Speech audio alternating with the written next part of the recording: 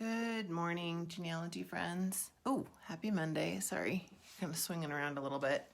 I was gathering my props for today's thing. Oh, okay. You're swinging around a lot. I was gathering my props and I realized that I hadn't, you know what, I'll just hold still for a second. I hadn't started on time, so sorry I'm a little bit late. We are talking about adding siblings and cousins to the index this morning. Not just adding siblings and cousins into your book, but how to actually add them to the index. I get this question a lot. I'm also going to give you a little sneak peek at the textbook that's coming out next Monday, the one that, if you're signed up for the course, that I will be emailing to you because that's part of your course tuition. And those of you who are emailing me because you wanted to be in on the course is totally closed right now for enrollment, but I have a wait list going. The next course will open up probably in a couple of months, so I can keep you posted. I do teach 4 times a week, so even if you aren't in the course, this is a good time to get oriented to the pages and start thinking about what you want to do, and then decide if you want to take that next step. The course it's an intensive on how to use the pages for genealogy. It's not necessarily a course about genealogy, but yeah, I've been working hard on it. It's going to be really good. So let me flip this around. Good morning. Happy Monday. All right. I was so close to being ready to go, and then I realized that I had one thing that I wanted to show, because I wanted to start by showing, kind of a Edie's hair vibe today. I wanted to show you how I add siblings into my books, because I don't add siblings into the index. So the pre-printed index that comes with Family Tree Notebooks only has direct ancestors. So you've got a root person, then you've got their parents, their grandparents, their great-grandparents. It doesn't have their sister, their brother, their aunts, their uncles. And people often want to know, I feel like every time I touch my hair, it gets bigger. People often want to know, okay, these are important people in my family and I want to tell their stories. How do I do that? So what I do is I have these ancestor chapters. So this is a paternal grandfather. This is his chapter. Here's his tab. And inside his chapter, inside index number 7, I have these sibling profiles. And so I have a sibling profile, and then I follow that with information about the sibling. So this particular sibling got into trouble with the law a lot. So his sibling profile page is followed by all of these articles about him getting arrested. But this is, and see, then we switch to another sibling. All of these siblings, their information is being stored inside the chapter of the direct ancestor. Okay, so the index number is the same. And as I'm reading through, I hit a certain page. Okay, sibling profile. And then I know that the pages after that go to that sibling. Now, the problem, I like doing it that way. I'm not going to change the way that I organize the book or anything. The problem with that, of course, is that if you have a sibling that you have tons of information for, then it sort of, it can even eclipse your direct ancestors chapter. And also if you have somebody and they have 12 siblings and you want to collect a fair amount of biographical information on each of those siblings, suddenly you've got one person's chapter that's become an entire notebook because that chapter includes, 13 different people.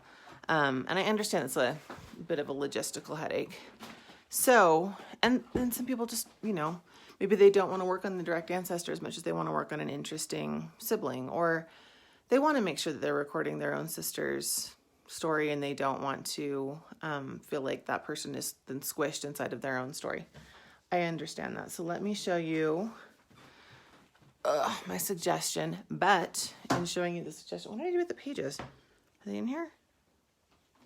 Sorry, prop moment. Where'd they go? Yes, they're in here. Okay. In showing you how I would suggest you fix that, you're going to get a sneak peek of the book. Good morning, everybody. Good morning, people all over the place. Good morning, good afternoon, good evening. Okay. So you guys, this is an excerpt from the book. This is what a large part of the book looks like. I go through the pages and I explain them, and then I have these large samples, and what I've done is I've got a basic explanation of the book, of the page, a large sample, and then if you go to the next page, I have variations and an explanation of the variations. So there's a lot of ideas versus just showing you one way to use each of the pages. So in this one, this is the index page, and you can see, as I mentioned, pre-printed, and it only includes the direct ancestors. This is the male first. In these samples, I show you the second page of the male first index. This is the female first index. And then here I've used the blank index 2 different times. I have, this one includes a custom numbering system, and this one is, I've turned it into a supplement. Now I'm going to show you a bigger look at those pages so you don't have to squint. But yeah, this is, if you had the textbook, you'd be able to just see all my explanations. And I wanted to show you one more layout so you can see. Then we move on to the root person page, an explanation and a big sample, and then 4 different samples of the root person page and an explanation about, different ways to use them, how they can be helpful, things like that. Anyway, yeah, I'm really excited. I'm excited for you guys to see the finished product, but that's not coming out until Monday. So that was just a little sample, a little sneak for my Facebook friends. But I pulled out those 2 sample pages and I blew them up so we could talk about them. Okay, now, first kind of more obvious solution to frustrations with the pre-printed index is to not use it at all. So on here, this is the blank index page. It's a little confusing because I think you guys are used to seeing me handwrite my pages, but for the book, I alternated between handwriting and typing because I know so many of you type the pages, and I didn't want anybody to have that weird sense of no matter what I do, my pages don't look like the ones in this book. So I try to go back and forth. So I don't want this to be confusing. I don't want you to think, okay, where does she sell this page that has exactly this combination? This is the blank index page, and then I went in and I typed and I added these numbers. And also, if you really zoom in, for those of you who complain because you feel like your numbers are always a little wonky, yeah, I finessed mine and moved them around, and my numbers ended up a little wonky, so I guess that's the way that goes, at least when you're using GoodNotes. I did this on GoodNotes 5 on my iMac, not on my iPad. Anyway, here I have just listed people that I wanted to make chapters for, and of course this is a sample. This is not an actual one of my books, but I just listed people, and then over here I put the root person, and then I listed their relationship to the root person, and then from there I just numbered them 1, 2, 3, 4, 5, and on.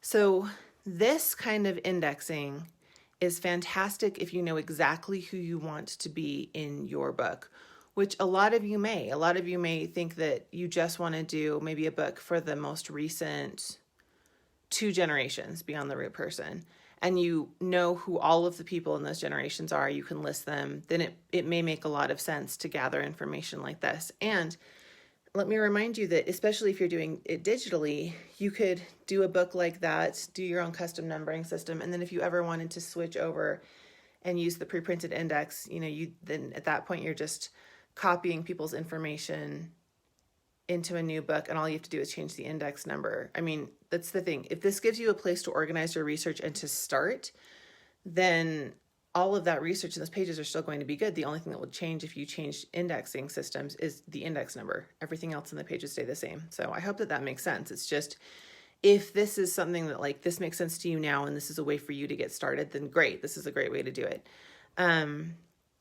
Now the downside to using the blank index is that I only did the 1 page. If you get up into, so you've got brothers and sisters, aunts and uncles. If you get up to here and then you've got great aunts, great uncles, you might start hitting generations where you can't always name everybody. And if you've numbered them 1, 2, 3, and then later you realize that somebody's a duplicate person, or somebody, you needed to add somebody in, or maybe somebody got married and you also wanted to do that person, it gets a little hairy trying to jam the numbers in. So I don't suggest just creating your own index to people who are just starting out and they don't really know where exactly they want to go. I mean, that's the thing about, let me grab this again. I need like a prop assistant. the thing about the pre-printed index, it's not meant to be restrictive. It's meant to be a guide and to give you a ladder to go step by step.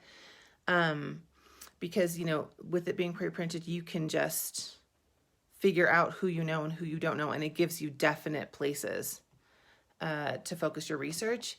And I do think that it's like that Spider-Man quote with power comes responsibility. In this case, with freedom comes responsibility. If you are just coming up with your own index, that's fine. But I feel like you could drive yourself crazy very quickly if you don't exactly have a clear vision of who you want to put in a book. Okay, so blank index, used to just create your own indexing system. Now, this is a use of the blank index to create a supplement to that pre-printed index that I probably should have left out. I keep putting it away, and I'm not going to go chase it down now. In this example, this is something that you would have the pre-printed index, and then you would tuck this index page onto the back of the index. And here you can see I took the numbers that are in the pre-printed index, and for the siblings of those people that I wanted to track, I just added a letter and gave this person an index number. The purpose of giving them an index number is so that you can give them their own chapter. So Anna Elizabeth Clifton's information isn't squished into index number 2's chapter. She then gets her own chapter. If I was going to put these chapters into a book, I would still add them in. So the book would then go 1, 2, 2A, 2B, 3, 3A, 3B, 3C, but everybody would have their own chapter. The supplement is nice because it's obviously, if you wanted to add in people or take them out or whatever, it's easy to just have a one-page supplement that you can update and, take in and out of your book without touching the rest of the index. And this does give you a lot of freedom because you don't necessarily have to have a chapter for every single aunt and uncle in order to recognize them. You could put people who you just want to have basic information, you could put them in using the sibling page into somebody's chapter and only do pop out, new index number chapters for people who have a lot of information, if that makes sense. So it's just another way of getting siblings and cousins into the book, but this does get them into the index so that they have their own chapter that is just for them, that can collect all of their information. Very handy if you have a lot of information about these people. I do want to mention, you don't have to only use this kind of supplemental indexing for aunts, uncles, siblings, cousins. This could be a good way to follow the line of adoptive parents or birth parents. If you have, the problem with the pre-printed index is it only allows for 2 parents of a person. If that person has adoptive parents or step parents and you wanted to expand on that, give them a full chapter and maybe follow their line for a couple of generations, you could do that using a supplemental index and just have these extra people that have chapters, extra important people that you recognize as being part of your family tree, but who don't fit into that incredibly narrow definition of direct ancestor. So I hope that was helpful and not too complicated or crazy or fast. And I hope that you liked the sneak peek of the book because I am really excited about it. Excited about the book, excited about the course, just a little bit tired and definitely have computer eyeballs because I've been working on stuff. If anybody else has any other ideas for indexing or using the blank index page, or if you've had success, creating your own index and it's in a way that I haven't thought of. I am not at all, well, that's not fair. I was going to say I'm not an expert on organizing genealogy. I think I am an expert in organizing genealogy in my own system and in my own way, but there are a ton of different ways to organize your ancestors. And people have come up with really complex systems of filing and giving everybody numbers and color coding and things like that. And a lot of them are genius. I don't know as much about them as I bet a lot of you do. So if anybody had information about things like that, then you should share because people love that. So, and this is my monthly plea that if you're trying to join the group, that you go back and answer the membership questions. And if you are a fake person, make sure that you answer them in all caps with ridiculous answers so that it's very easy for me to tell that you are not a real person. Otherwise, just answer the questions and promise to be nice and we'll let you in and you can come play with us because the group is fantastic and people in there are smarter than I am pretty much most of the time. So All right, I am going to go. I don't teach tomorrow because Tuesday is my mom day, but I will be back on Wednesday. Have a good Monday, guys.